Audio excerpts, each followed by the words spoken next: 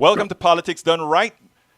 We are here with the one and only Greg Palast. Greg Palast is the author of several New York Times bestsellers, including The Best Democracy Money Can Buy and Armed Madhouse. You know Palast through his investigative reports for the BBC television, The Guardian, Democracy Now! And Rolling Stone. Palast's film, The Democracy Money Can Buy, or The Best Democracy Money Can Buy, The Case of the Stolen Election, is available on Amazon and Prime or at gregpalast.com and now at politicsdoneright.com. So, folks, we are here with Greg Palast. Greg, how are you doing today? Pretty good. Look, let me tell you something. It's an honor to have you on Politics Done Right. I mean, we've been wanting to talk to you for some time now. I mean, look, I want you to tell me, first of all, how we are going to, when I say we, the people who really win in 2020 are going to really win. But before we get there, I have a pet peeve. You know, I'm from Central America, the Latin American portion of this hemisphere. You are one of the few that go around the world, in my part of the world, and you've been talking about Venezuela a whole lot. So first of all, how much time did you spend in Venezuela? Oh, God, months, but over several years. I started going to Venezuela in 2002 when Hugo Chavez, the president, was kidnapped. A conspiracy with the U.S. government, actually right-wing elements of the State Department. Not everyone in the State Department wanted us to start kidnapping other nations' presidents. Hugo Chavez was kidnapped. I arrived and started reporting for The Guardian and BBC television, saying that while the New York Times said that Hugo Chavez had resigned because he knew what a terrible, horrible dictator he was, and he was a terrible person, even though he was elected, he resigned. And I broke the news for BBC television that Chavez hadn't resigned. He was kidnapped. And after that report, within a few hours, he was returned to his desk at the presidential palace. I had many talks with President Chavez, and even the current president, Nicolas Maduro, came to visit me in New York. I knew Maduro well, the current president. That's not an endorsement. It's just saying that I actually do something that American reporters don't do. I dig into the story. I get on the ground. I talk to the parties involved, including the opposition, by the way.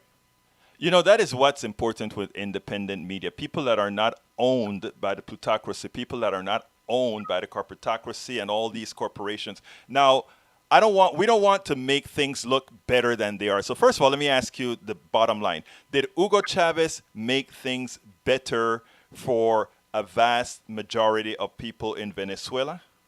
Okay, let's distinguish between the current presidency and Hugo Chavez. According to the CIA, you know that left-wing commie source, the Central Intelligence Agency. According to the Central Intelligence Agency's own analysis of Chavez, he reduced poverty by 47% in Venezuela. That's almost half the population of poor people. Well, most are poor. He cut poverty rate in half. According to the CIA, he substantially lengthened life expectancy in Venezuela by massively expanding healthcare to all people. When I first wrote about Venezuela, are you ready for this? In 1976, I talked about 1 million homes made out of cardboard surrounding Caracas. Those cardboard houses are almost gone, replaced by houses made of bricks. That was the work of Hugo Chavez. By returning, how this happened? He's not a magician. There's no magic involved. Venezuela sits on the world's largest reserve of oil. Go to the OPEC site. It's not Saudi Arabia. OPEC itself said Venezuela has the largest reserves in the world. That oil wealth was basically siphoned off and sent to Miami, given to a few rich people, and stolen. Chavez came in and was elected president. I want to repeat that, elected and reelected twice. And the elected president said the oil wealth will stay here in Venezuela and in Latin America. And that's how he paid. He basically spread the oil wealth. And I talked to people who hated Chavez. But they all agreed when I was down there, including like Julio Borges, his main opposition, the guy who ran against him. Even he said Chavismo, that is giving the oil wealth back to the public, was excellent. He didn't like other things about Chavez, and he had other political differences with him. I liked Julio Borges, his opponent. But Chavez and I, I got the real story from him. I spent many, many hours with him while he didn't drink at all. He was a teetotaler, and he didn't smoke. He didn't drink. He didn't womanize. But he did. His vice was drinking coffee. He had about 40 cups of espresso a day, and that ultimately sounds like me. But that's what killed him. He got stomach cancer from it. So, he wasn't assassinated. He went out on his own, one cup of coffee at a time. But a very extraordinary human being. Now, I imagine there's some bad there too, good, bad. What are your thoughts on that? Because what I want is when all the folks see this report, I don't want to make them believe that Hugo Chavez was a saint. Is there anything that we should know otherwise? Actually, it makes me sick when the left turn people into saints. In fact, Chavez once said that I appreciate the fact that he said I was the greatest North American reporter. But he called me his friend. And I want to tell you right now, no politician's my friend. They always take their heart. They're always, they're for themselves. And anytime I see reporters do this all the time, they come buddy with leaders, and they get their egos stroked. We saw Bob Woodward hang out with George Bush and write that pukey Bush at war, about what a great leader George Bush was after 2001 attack. I don't do that stuff. And I'm not going to create a hagiography of Chavez. And I think one of his greatest mistakes, frankly, was his choice of successor, Nicolas Maduro. I know Maduro. He was a great union leader. He was a great legislator and understood the legislative process. The problem is that he is not and was not a leader. And he is overwhelmed by the difficulties of the presidency under siege. And I want to repeat this, under siege. One thing I knew about Chavez, for all his tough guy rhetoric, he knew when to back off. He knew that when he stood down Exxon Corporation, when he stood down French Total, the oil company, he knew that he had to make some compromises with the West and with the U.S. government. In fact, he told me, he was a very good friend of George Bush Sr., by the way. Right. After all, an oil man, and they saw eye to eye. He was, actually very friendly with Henry Kissinger. A lot of people don't know that, but that is a fact. Yeah, he was friends with George Bush Sr., with Henry Kissinger, with Bill Clinton. They were trying to work out what was called the band, where they would keep oil prices at around $50 a barrel. Because under $50 a barrel, Venezuela can't sell its really expensive, extra heavy dirty oil. Yeah, a lot of sulfur. Dirty oil. It's hard to sell. So he needs a minimum price of $50. But he didn't want to destroy the U.S. economy or the Western economy with $100 a barrel oil. So he said, let's work out a deal. Hugo Chavez understood that you had to, in the reality that there are compromises to be made. Unfortunately now, and I can't blame Maduro for being under siege. Literally, you have an embargo, which is an act of war. Absolutely. War against Venezuela. They are stopping the import of medicines, the import of food, and that dumb prick Richard Branson was throwing food over a fence at the border. Well, Mr. Branson, tell your British government to end the embargo of food. Venezuela has the money to buy the food. They just can't get it. And not only that, but they stole the money from Venezuela. When I say they, the Koch brothers, for example, took oil from Venezuela. The main source of oil for Koch Industries plants in your dear state of Texas at the Corpus Christi Koch Industries refinery. Almost all that oil came from Venezuela. They took the oil from Venezuela. They can't use, by the way, Texas oil because Texas oil isn't heavy enough or filthy enough for the Koch plant. And the Koch brothers took the Venezuelan oil, kept the money, though some of it was sequestered by the U.S. Treasury. So in other words, they took Venezuela's oil and withheld the food, withheld the medicine, withheld the parks to keep their industries going, and then said, oh, look how badly Venezuela Exactly. is economy. Oh my Exactly. God. So we will not let anyone sell them parts to keep their industries going. They say, oh, look, their industries are collapsing. We won't give them food. We won't let them buy food with their own oil money. And then we say, look, the people are starving. We won't let them have medicine. And I got to tell you, there were some left outlets that really disturbed me by saying for quite a while, a line used by Maduro, and I think it was a terrible mistake. Maduro, frankly, lied to his own public and to the world by saying everything in Venezuela is fine. Everything in Venezuela is not fine. People really are starving. And they're not leaving because they don't like Maduro. They're leaving because they can't eat. Right. Okay, and it's being imposed by Angela Merkel of Germany, by the British, the French.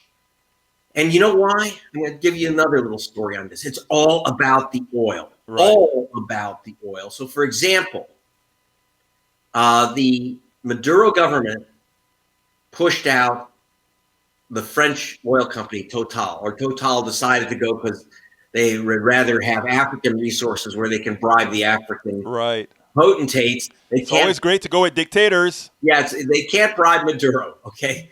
So they couldn't bribe Maduro, so they left.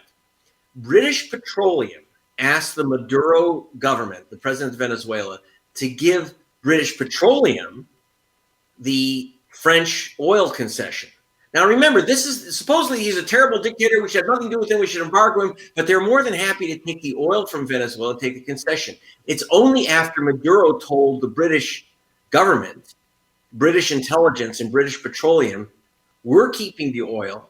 The Venezuelan oil company, PDVSA, is going to keep that oil concession. Go to hell. It's at that point that the British government decided to embargo Venezuela as a dictatorship, as a supposed dictatorship. Now, it's interesting. They weren't a dictatorship when they were asking for the oil.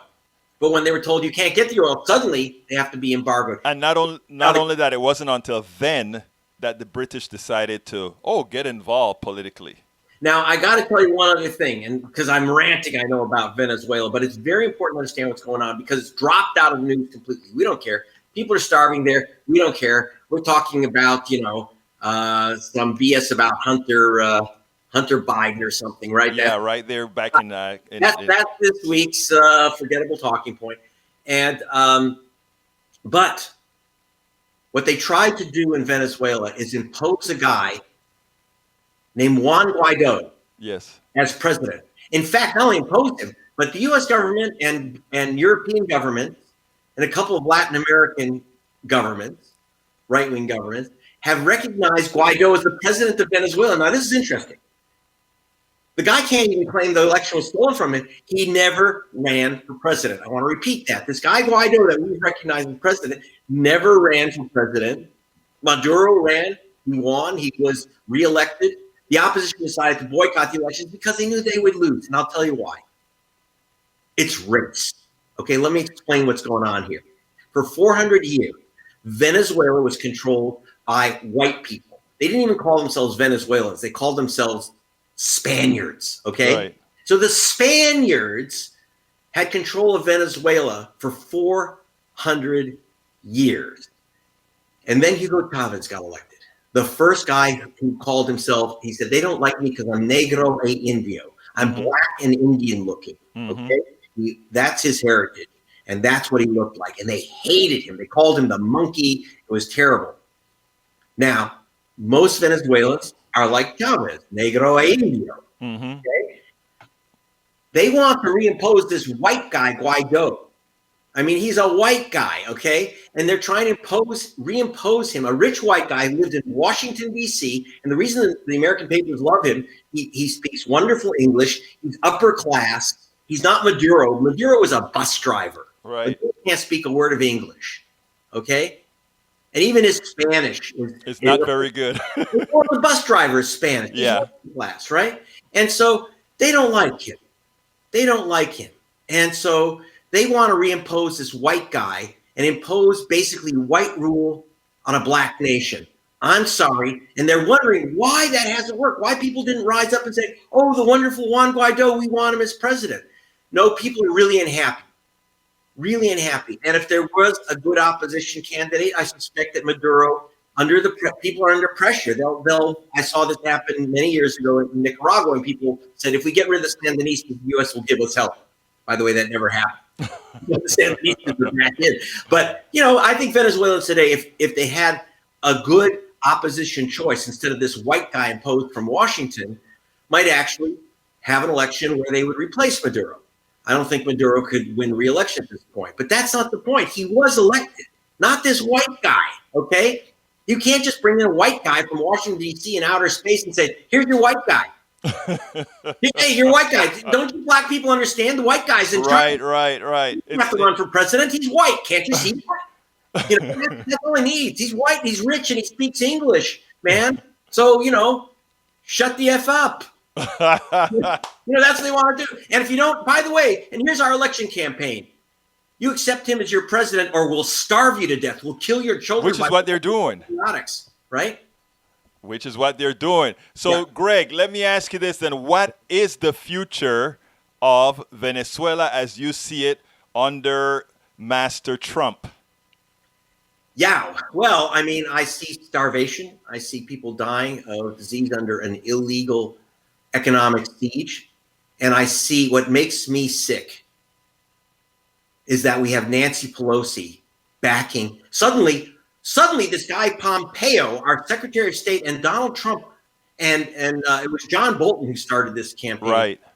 So suddenly Pelosi thinks that Bolton and Pompeo and Trump are foreign policy geniuses, and we should do exactly what they say in Venezuela. How could these schmucks, who are despised everywhere that they touch in this planet, suddenly when it comes to Venezuela, Pelosi thinks that they're wonderful.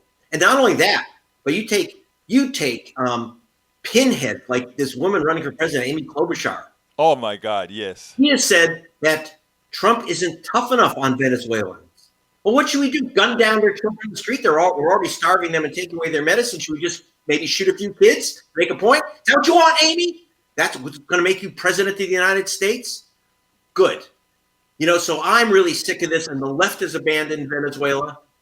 The progressive, and then Bernie Sanders was asked, oh, why didn't you call out Maduro as a dictator? Okay, that's because the guy that they bring in supposedly to represent Hispanic people in the debates at CNN, okay, is a white guy. And I can tell you right now that he's a rich white guy. And I don't care whether your politics are left, right, or whatever. Every rich white guy in Latin America is anti-Maduro, anti-Venezuela. And all you have to do is look at their skin, look at their bank account, and I can tell you exactly where they stand on Venezuela. And so Sanders is being pressured into making statements against the Venezuelan government.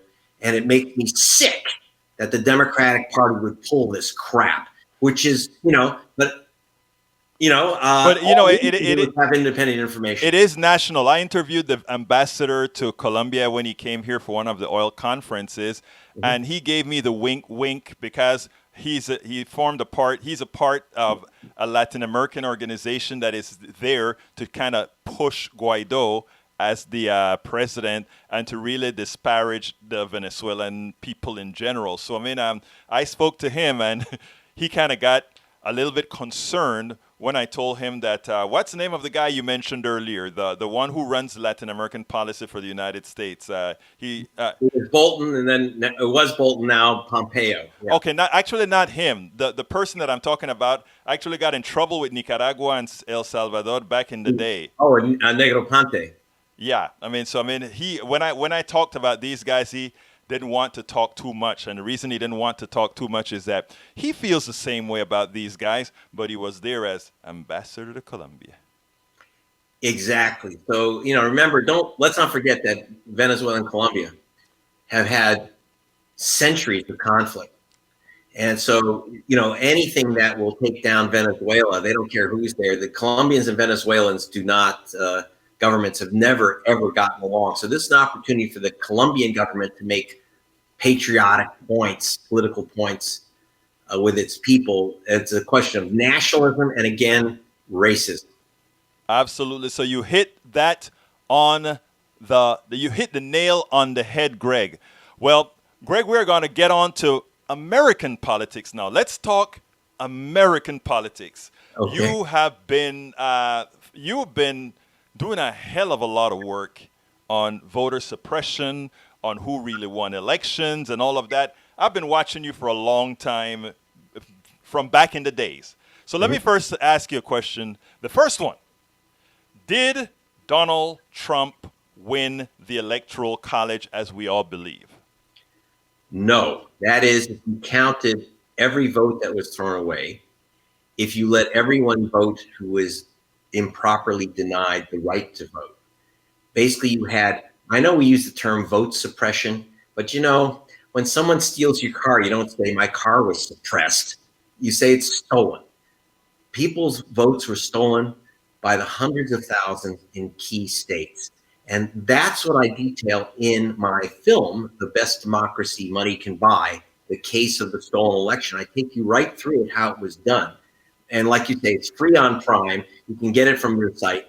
And it's very important that you understand that I'm not talking about the popular vote. We all know that Hillary Clinton won. Notice I asked you about the Electoral College because we know what the popular vote is all about already. So if it wasn't for this theft of the vote of Black people, Hispanic voters, Asian American voters, and young voters, if it wasn't for that massive wholesale vote theft, Trump would have lost Michigan, Wisconsin, Pennsylvania, Ohio, Iowa, Arizona, Georgia. Georgia? Yeah, Georgia and North Carolina. The theft was massive, and I have the numbers for each of those states. By the way, I saw it on your website, but I have to, In fact, gregpalast.com. I'm going to stick the website that I don't have on the screen right now. I'm going to make sure that when we process this video, we have that website on the screen because your website is very educational, and people need to be going over there. Now, you'll understand that these reports were done for Rolling Stone, for the Guardian newspapers of Britain, BBC Television, Democracy Now!, and other outlets, but you will not find this in the Washington Desk. And I must stop you right there. Why not? Because Americans need to understand this. I preach all of the times with my independent show here, Politics Done Right. The reason why we have to support the independents like yourself, the independents like Politics Done Right and others, is that folks are not getting the real story. They're getting the canned corporate story. So please tell me, Greg, why is it that your reports, well done, journalistically and otherwise, are not in New York Times, Washington Post, and all these others? I'd like to know myself, because I had to fly. I had to go to England to work for the Guardian newspapers and BBC Television to talk and do investigative reporting about my own country. Much of it is that we have a great myth, that we have a great democracy, and any journalist that dares break that BS myth is persona non grata. That's just the darn truth. And so what happens is that, for example, you might have in New York Times a story that these vicious racist voter ID laws suppress, as they call it, the Black vote. But you will never have a story after an election that said, remember that suppression we talked about? Remember the long lines that we talked about? Remember the crazy voter ID registration laws we talked about? They will never say, by the way, if you look at those on those close races, that's what made the difference. They will never, ever say an election was stolen. Never. Never. Okay? And in Florida, look at my first major report on elections. Because I was a reporter for The Guardian doing economic investigations, investigative reporting. And my first report on election was in 2000 when I discovered that the state of Florida had removed 58,000 Black men from the voter rolls. I wasn't guessing that they were Black. It said BLA next to their names. I got the inside lists of the people removed from the voter rolls. 58,000 Black men. Wait. Yeah. Are you saying that they were labeled inside what people weren't seeing in the news or whatever as specifically black? If you look at my film, you'll see the actual list, and it says BLA next to their names. And you know what's weirdly humorous? I kept seeing blah, blah, blah. And I didn't know what blah, blah, blah meant. And then I saw WHI, a rare WHI for white. Wow. Oh, black, black, black. So they identified black voters, and they said these are guys who've been convicted of felony crimes and can't vote in Florida. And here's what was never reported. Not one single name on that list was an illegal voter. Not one single name, but with all of black men removed, George Bush won the presidency of the United States by winning Florida by just 537 votes after you remove 50,000 black men. Wow. Okay? So now here's the thing. Later, the New York Times, 4 years later, count them. Yeah. Later, talked about the infamous felon purge of Florida, the illegal infamous felon purge of Florida. That's interesting. How could it be infamous? You never reported it. You never reported it, New York Times. But they knew about it. They knew about it. And then the only reason why they were even ready to cite it is that the U.S. Civil Rights Commission said I was 100% correct. And so they were safe because we had an agency say, oh, that's correct. Or you'll get the Brent, or the way they report the news is on one hand this and one hand that. The LA Times told me, and that's terrible. That's one of the worst papers in America. But the Los Angeles Times, an editor came to me and said, you know, we covered your story. We said that black people were removed as felons. I said, no, you didn't cover the story because your story said Democrats accuse Florida of removing black people wrongly. That's how they do it. Republicans deny it. I said, first of all, I'm not a damn Democrat. I'm a reporter. This is not an accusation. This is a fact. So they say on one hand this and on one hand that. You know, the Democrats say there's gravity and the Republicans say there's not gravity. So who's to say? We're just balancing it out. You know, like, what? You know, so this is the game that, you know, we have to, that I am stuck with. You know, and my reports, I just did reports from from Georgia in 2018. There the election was stolen. And what okay, so stop. You're telling me that what's her name really won the election? What's her name? Stacey Abrams. Stacey Abrams really won the election. So back in 16, for example, let me just give you one single example. We had two examples from 16 because you asked about Trump. Number one, Trump supposedly won Michigan by 10,700 votes. Right. What was not reported is that 75,355 ballots were never counted. I want to repeat that. 75,355 ballots were never counted. 7 times Trump's margin of so-called victory. Now, whose votes weren't counted?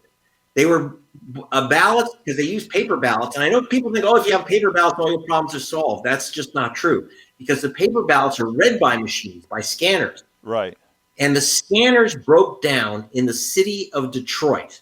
Of course. 87 machines broke down in Detroit and couldn't read the ballots. Now, you tell me. Yeah, they say, well, we don't know who these ballots went for because machines broke down, couldn't read them. Tell me, in Motown, were those black ballots? Yes. Of course. Now, were those Trump voters? Was it a massive number of black Trump voters? Likely not. So in other words, if you counted the uncounted ballots, and this is a common problem in America, ballots that are cast and never counted, it's called spoilage. 1.5 million votes are not counted in a typical presidential election because of technical reasons, like a machine breaks down. Okay? I don't understand what you're saying, though. Are you saying that in Detroit, there are 70-something thousand votes that went uncounted because the machines couldn't count them?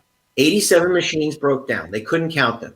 Then Jill Stein, the Green Party presidential candidate, contacted me and had me release the news that she was, they misstated what she was doing, that she was seeking a recount of the votes.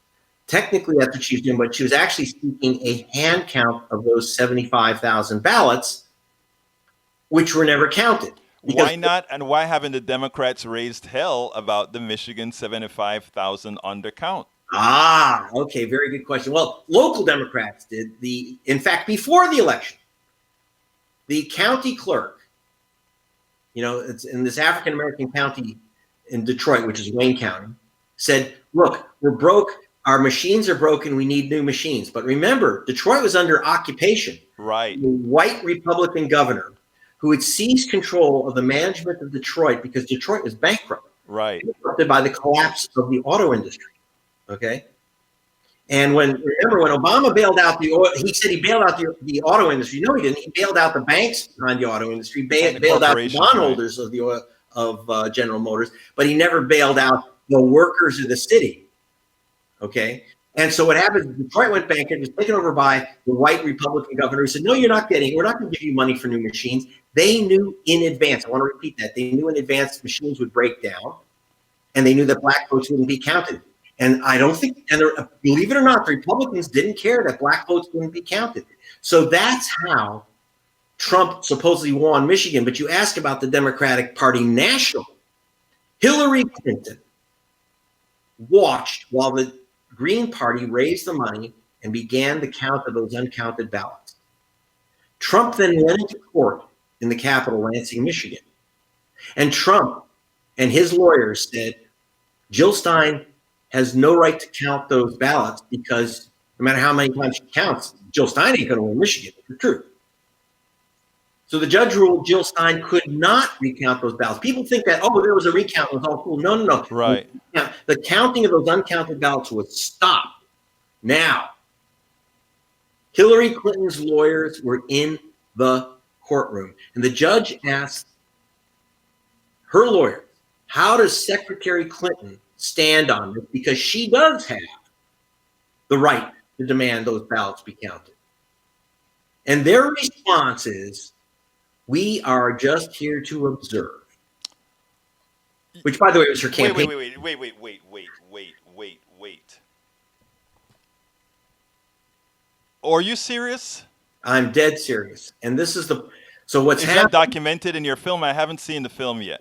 Yeah. In the latest updated version of the film, just so you know that there is also the latest version of the film, which you get free on Prime or download or come to gregpalast.com. By the way, I also have, if you have an organization that wants to watch it, I have a shortened special kind of school and church friendly version, which is also short for discussion. Right. The best proxy money can buy the case of the stolen election, which was commissioned by the Reverend Jesse Jackson, because he is furious that they did not move to count those black votes. Okay, so let's stop for a second here. Why exactly would you imagine that Hillary, who is constantly he and hawing about Donald Trump, would have her people not want to show that just maybe she won the election? Well, a couple things. One, Donald Trump said the election's being rigged, and I may not accept the results.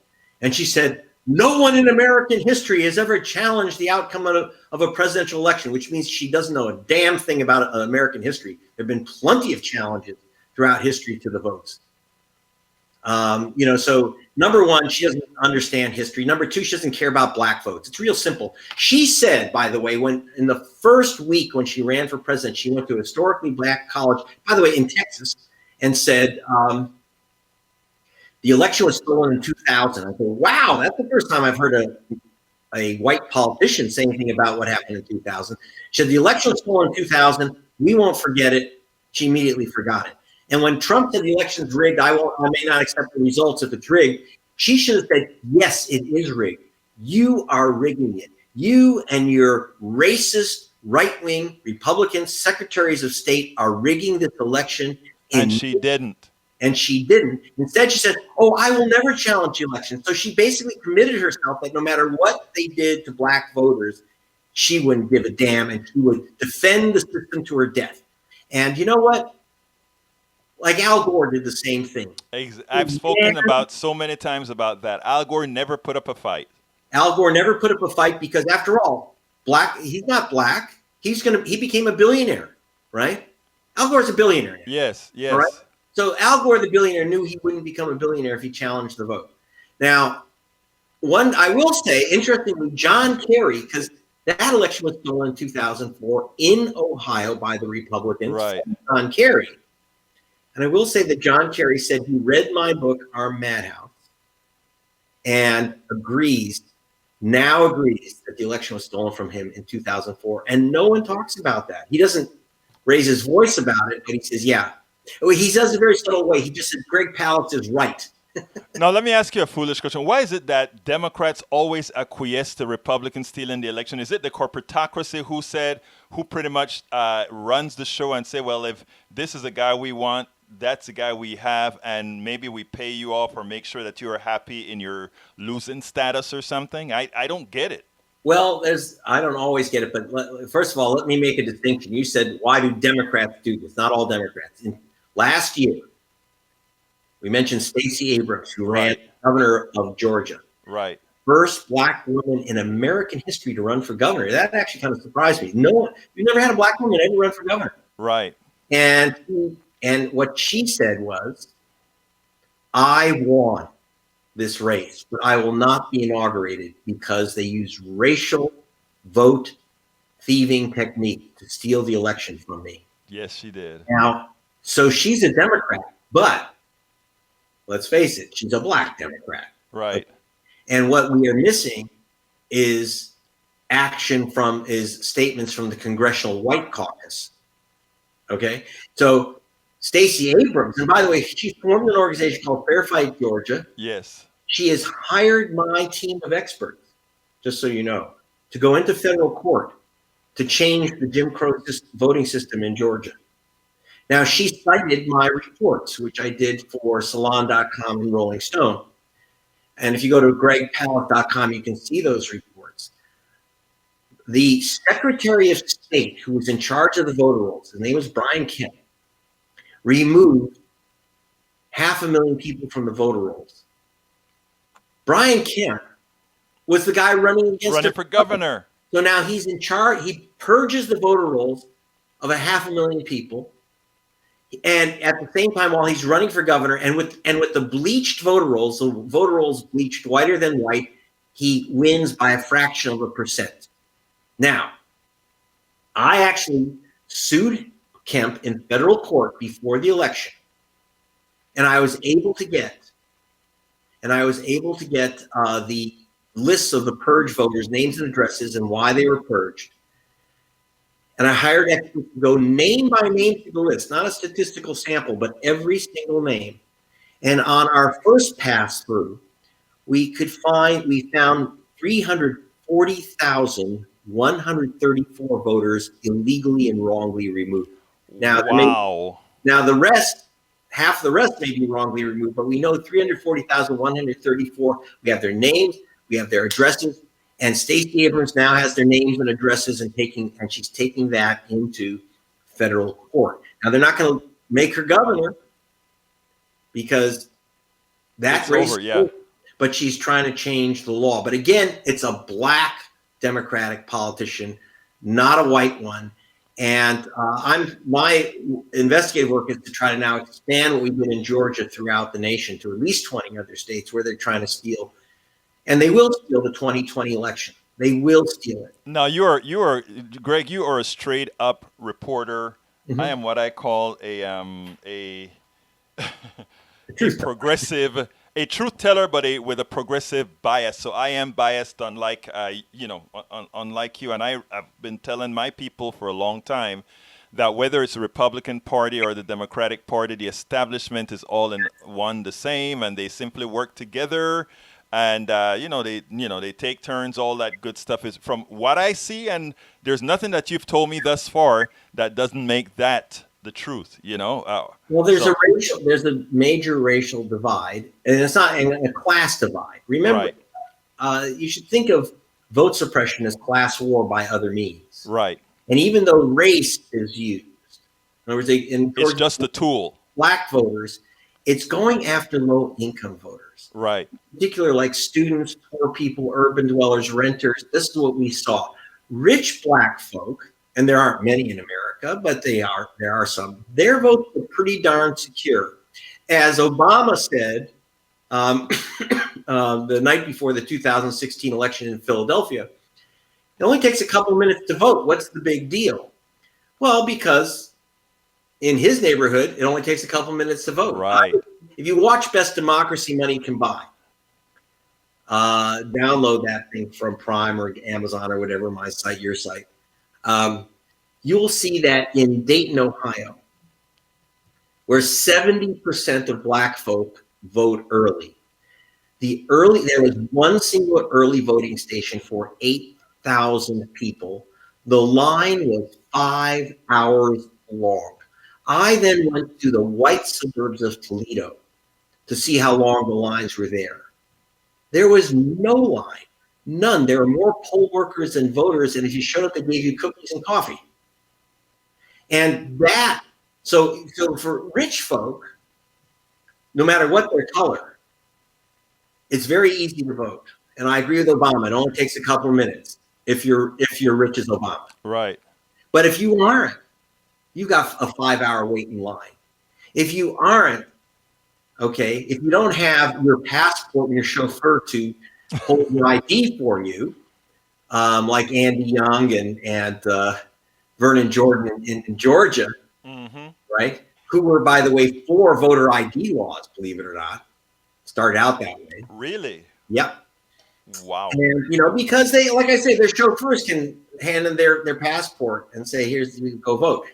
But if you are a average voter and you don't have those proofs of citizenship, et cetera, and remember, a driver's license is not a proof of citizenship, you're going to lose. Like, for example, in Wisconsin, they said you had to have a state ID, photo state ID. 2 weeks before the election in Wisconsin, which supposedly Trump won by 25,000 votes, okay, in Wisconsin. 50,000 students could not vote because 2 weeks before the election, they changed the ID law to say that a student ID from the University of Wisconsin, this is a color photo ID issued by the state, they could not use those student IDs to vote. But you can use a gun license. So if you carry a book, can't vote, carry a gun, you can vote. That's how Trump won Wisconsin. And in Indiana, which should also be clear, remember Obama won Indiana in 2008. He did, yes. People forget that. They say, "Oh, Indiana, that's the state. That's solid red." No, it isn't. There's Gary, Indiana, and he won that big. Yes. So Obama won 2008. Why didn't he win 2012? The answer, because in 2009, the U.S. Supreme Court ruled that Indiana could impose the nation's first ever photo ID law. Wow. We didn't have it. This republic stood for 200 years without photo ID, and suddenly Indiana said you have to have a photo ID to vote. 80,000, and I want to repeat that, 80,000 Black folk did not have the proper photo ID.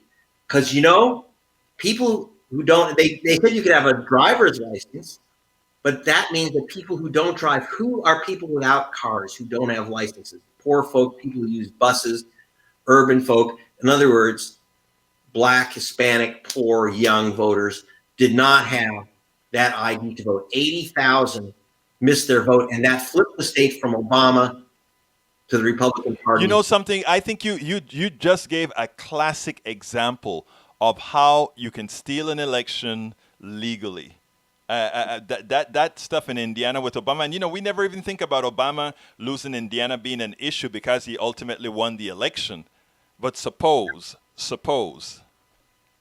Now you have up there the book, The Best Democracy Money Can Buy, and which was originally written, the one you're showing is the 2016 update. In 12, I wrote the book. I wrote a book, Billionaires and Ballot Bandits, and it described how in 8, Obama won, but 5.9 million votes were stolen from him. He just overwhelmed the steal. And just so you know, my co-writer, Bobby Kennedy, because we were writing together for Rolling Stone, he could do something I couldn't do. He called up Obama and said, "What do you think of that?" And Obama knew all about the techniques of vote suppression. He knew all about my work. But he wasn't going to say anything. One, because he didn't want to be if he complains about vote theft, they'll say, oh, it's the race card. Right. So he said, what you have to do is just overwhelm them. Obama, he says that everywhere. When we talk about voter suppression stealing 2% of the votes, he's always saying what we need to do is work on people going out there to vote. But for these techniques that you are talking about right now, we're talking more than 2% now. Well, here's the thing. Is that I figure it's about, the steal's about 5%. Right. And now they can't, first of all, that's important. They can't steal all the votes all the time. That's very, very important to understand. And Obama understood that you can overwhelm the steal. All right. The problem is you have to fight on all these fronts. Yes, you have to say, okay, they're going to try to steal my vote, but that shouldn't stop you from voting because you can overwhelm it. Right. They're going to make you stand in line. So stand in line. They're going to make you get an ID. Make sure you have that ID. Okay. And finally, they've purged. Are you ready for this? In the past 2 years, the states have removed 14 million people from the voter rolls. That was just reported by the Brennan Center for Justice. 14 million people have been removed from the voter rolls. I would say a good half of them were wrongly removed, people who will be shocked and surprised when they show up that their names are no longer there, including, for example, go to my website, you'll see a video of a 92-year-old woman who was denied the right to vote after voting in the same polling station for 50 years. This was her 50th year of voting last in Georgia. She was missing and struck from the voter rolls. That's Martin Luther King's cousin. Wow. Okay. And so what I'm telling people now, and you'll see this, it's a 59-second film. Go to gregpalast.com. You don't want to miss this because it'll break your heart. But I'll tell you this. I'm telling you now, don't break your own heart. Don't steal your own vote. I want everyone to go and check, and especially if you're in the state of Texas, my God, go and check your voter registration online and make sure you're still there 60 days before the election. And you know something that is great, Greg? You have on your website, you actually have a link that just about everybody can check their voter, whether they're registered to vote or not, right? Yes, and yes. Does it apply to 50 states or all 50 states don't allow it? There are 50 states. All 50 states have a state voter registration list where you can check your name to make sure that you are listed under your proper name and spelling, your proper address, so you don't get shifted. And, the other thing that happens, people will show up and they'll say, oh, you're registered, in another town. They say, well, I haven't lived there for 20 years. Too bad, So check in advance. By the way, even in California, wonderful progressive California, they play all kinds of games here. And I checked my registration while I was on, while I was on the air. You were checking it. On the program Flashpoint, which is played in Texas. Yeah. I checked it on the air and it said, no such voter, Greg Palast. And so I re-registered right there. And that's the other thing. Please register online. I know some of you go to the DMV, get your license renewed, and you register there. That's a piece of paper in most states. Those pieces of paper are almost half of them are thrown out. I want to repeat that. About half of them are thrown out for all technical reasons. So you think you're registered because you went to the DMV? Forget about it. Okay, you better check it. So number one, check your registration. Check the people in your family. If you know their birth dates and their addresses, got someone's full name, address, birth date, you can check their registrations for them. And if they've been wiped out, removed, mucked with, just tell them to re-register. It's the best way to defeat these games. So there's things you can do, but the idea that the Democratic Party should ignore things, and there's certain things that Obama said that I'm restricted from not saying on the air. I got it. But I can tell you this. He does tend to blame the voters for losing their vote. And I'm sorry, Christine Jordan, who's 92 years old, voting in the same place, this is going to be her 50th year. It's not her fault. Well, I mean, we can think in two ways, right? In other words, the younger folks, like I am an activist here in town, and when I'm talking to a whole lot of people, I don't vote, it don't count anyway. So those are the folks that we are working on to try to tell them, no, it will count if we all get together and do it. Now, I mean, with all the work that you do, you're the ultimate voter guy in this country, the guy who's been doing all this investigation unlike just about anybody else. And I'm talking in mass. You need a widget. You need to put out a widget that we can put on all these different websites. You know why? Because there are a lot of organizations that are coming up right now. I work with them with the Coffee Party USA and others that they're there, but there are these NGOs that come up with this elitist type thing. And you've been out there doing the work. So I'm going to tell you, Greg, get a darn widget. Well, what I do tell people, I would love to. I got to get some funding for that, but I do. You go to gregpalast.com. I have a lot of states where I have the purge lists up, and you can look up your name from the top of my site, the purge list. Look up your state. I have about a dozen states where you can see if you have been removed. And we got those by suing all those states like North Carolina, Nevada, Indiana, Illinois, other states. So you can definitely look those things up. But I'm telling you, just check your registration. And I know, yes, they do steal about 5% of the vote. Okay, so I'll agree with Obama on one thing. If they steal 5%, you better show up with 6% more. There you go. There you go. But I also say, no, we're not going to let them steal it. If someone's picking your pocket, you don't say, okay, well, here's my wallet. No, you slap their hand and say, I'm going to break your face. And that is why the work that you're doing is so important. You know, what I want to do here is, first of all, as far as the 2020 election, what are the states that we have to be most concerned about? North Carolina, Georgia, Virginia. Virginia? Yes, Illinois, because they play games there. Indiana, Wisconsin, Michigan, Pennsylvania, and especially Ohio and Arizona. Wow. That's massive. Oh, boy. Oh, massive. Boy. And so we got a lot of work to do because all these states are going to be in play. All these states have a history of knocking out voters of color and young voters. And of course, I should add, excuse me, I left out the big one, Florida. We'll be back fighting over Florida. Now, how the heck did Donald Trump win Florida when Obama won that state twice? Really? The answer is, once again, that the amount of vote suppression there is massive. And a lot of it is directed against Puerto Ricans who came in mass. Almost 500,000 people left Puerto Rico. Moved to the U.S., to Florida.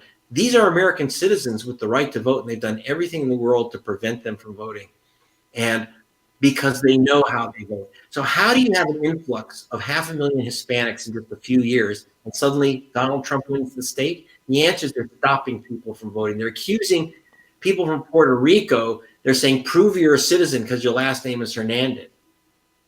We're not Red China. We don't have citizenship cards. Okay, well, let me tell you, we are getting close to the end, Greg, and I needed to do something for me important. Okay. Tell me list for me, what are the forms of voter suppressions that, and generally people don't see it as voter suppression. So give me that list. Wow. Okay. So you have that book up. It says How to Steal an Election in 10 Easy Steps. So there's at least 10. They use a gimmick called interstate cross-check. They use purging because they use something called use it or lose it. You don't vote a couple times. They send you a postcard. You don't return the postcard, and you lose your vote. That's illegal, but they do it anyway by the millions. Voter ID laws, spoiling your vote so that you vote on bad machines that don't get counted. Don't mail in your ballot if you can avoid mailing in, because they disqualify about 1 in 7 ballots. And by the way, who gets disqualified? 900% more likely your vote will be disqualified if you're black than if you're white. 900%. That's the official calculation by the United States Civil Rights Commission. So don't mail in your ballot because they'll throw it away. Okay, if you can avoid it, if that's the only way to vote. Don't throw away your vote by not sending it in at all. Okay, don't. And of course, vote. The other is, if you vote and they say your name's not here, you'll get a provisional ballot. Don't worry, we'll count it. That's a lie. They throw those ballots in the garbage. 2.7 million provisional ballots don't get counted. Okay, they say, oh, you forgot your ID. Don't worry, don't go home and get your ID. Just give you a provisional ballot. They're not going to count it, my friend. Don't take a provisional ballot. It's the back of the bus ballot. And I can't think of all 10 right off. Right, but we'll put the book on onto this blog post to make sure people get the book. Okay, so protect your own vote. That's your job. Protect your family's votes, and please, please watch the film to get an idea and pass it around. Like I say, if you go to my site and if you have an organization or group that wants to show the best democracy money can buy, the Jesse Jackson Activist Edition, let me know. We'll send that to you. We have posters and everything else because we are trying to get the word out, how they take your vote and how you can steal it back.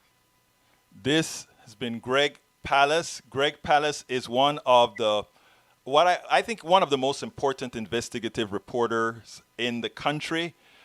Because of his position, many folks who should be covering his material, it doesn't get covered. But you know what? Independent media will continue to cover you, Greg. We will make sure that all that great information that you impart on us continues to be imparted. I thank you so kindly for being a part of Politics Done Right, for being here. And I know that the wisdom that you brought us, we are going to make sure to put it to good use. Thank you very much. And do support this program. I mean, it's a rare and precious thing where you get this type of in-depth discussion, detail, information you just don't get from the usual blather on these talk shows and on MSDNC or something. This is very, very special. This is unique, and I hope that you, if you're watching or listening, that you value this very precious program. Greg Palast, thank you so kindly for being here. You're very welcome. Bye.